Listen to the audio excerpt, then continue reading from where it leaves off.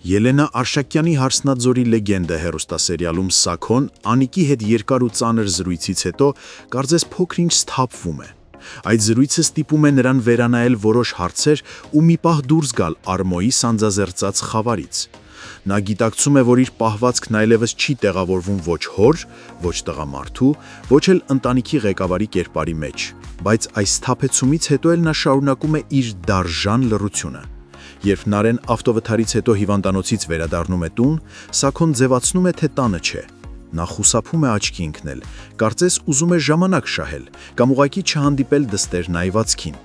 Բայց երեկոյան նա, մի կերպ հաղթահարելով իր հպարտությունը, մտնում է Նարեի ննջասենյակ, իմանալու, թե ինչպես է իրեն զգում։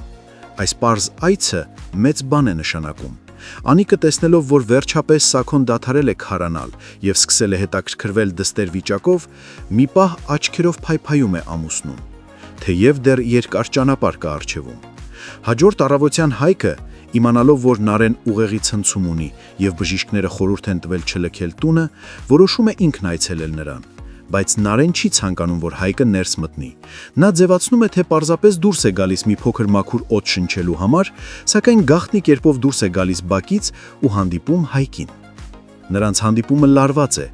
Հայկն անթաքույց ասում է. «Կարծում եմ դու ինձ բացատրելու բան ունես»։ Նարեն արդեն պատրաստվում է պատմել ամեն ինչ։ Նա ցանկանում է բացատրել, ինչպես պատահեց, որ ավտովթարի պահին Արմոն իր կողքին էր, ինչու էին նրանք միասին մեկ մեքենայում։ Նա պատրաստ է բացահայտել ճշմարտությունը, բայց այդ պահին նրան գոռալով կանչում է Անիկը, Նարեին հրավիրելով տուն։ Նարեն շփոթվում է, խառնվում իրար։ Մի պահ նայում է Հայկին, կարծես ցանկանում է ինչ-որ բան ասել, բայց չհասցնելով ներս է շտապում։ Հայկն էլ մնում է մենակ, մտահոգ, շփոթված ու կասկածներում կորած։ Միկոն, ով այս ընթացքում սկսել է մտերմանալ Լիլիթի հետ, հրավիրում է նրան սրճարան։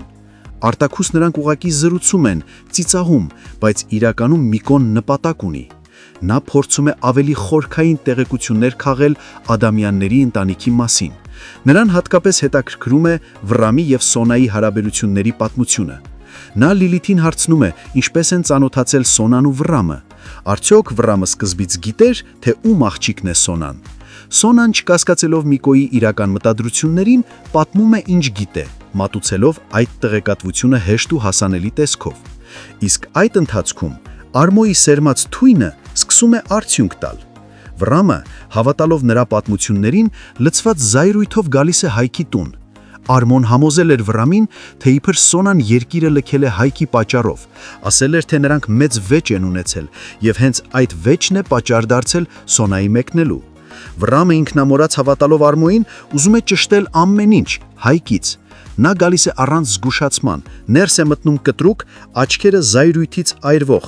բայց Հայկը չի վախենում։ Նա նույնիսկ չի փորձում արդարանալ, չի էլ զարմանում Վռամի այցից։ Նրա աչքերում կա միայն մեկ բան՝ վստահություն։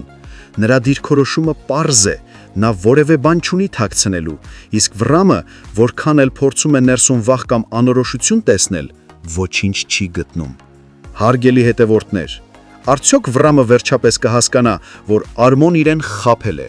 Գրեք մեկնաբանություն։ Մար լսի շուտ 3 հատ հարց եմ տալու, պետք է շուտ պատասխանես։ Հա, ասա։ Քո սիրած գույնը, Սև։ քո սիրած օրվա ժամը, Օրվա ժամը Հա։ 12։ այսինքն 12-ը որ մեկը։ Օրվա ժամ։ Այդ հիշեցի։ Շեվա։ Իսկ քո սիրած ուտեստը, Սպապաս։ Վայ, մոյ սարճին եմ սիրում, սպաս։ Բորշ։ Իրականում ուզում եմ ձեզ հետ կիսվել, թե ինչի համար եմ սկսել գալ մարզասրահ։ Մի օր ուղղակի ինձ պետք է չափել իմ ոտկատեղը։ Ես չափեցի եւ հիմա դա ինքի սարսափելի քիչ 81 սանտիմետր։ 81 սանտիմետրը իմ բոյի ու իմ կազմվածքի համար շատ է։ Հիմա կասեք ինչ եմ ես գալիս մարզասրահ, հենց դրա համար, որ այս 81-ը գոնե դարձնել 70 մինիմալ իմ նպատակը։ Այնպես որ առաջ։ Ես ուզում եմ շնորհակալություն հաղարի հայտնենք թերթը Եմին Արմենիա TV-ին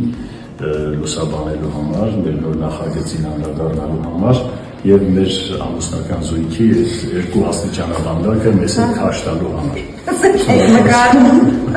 Ախմախ բան ստացել, բայց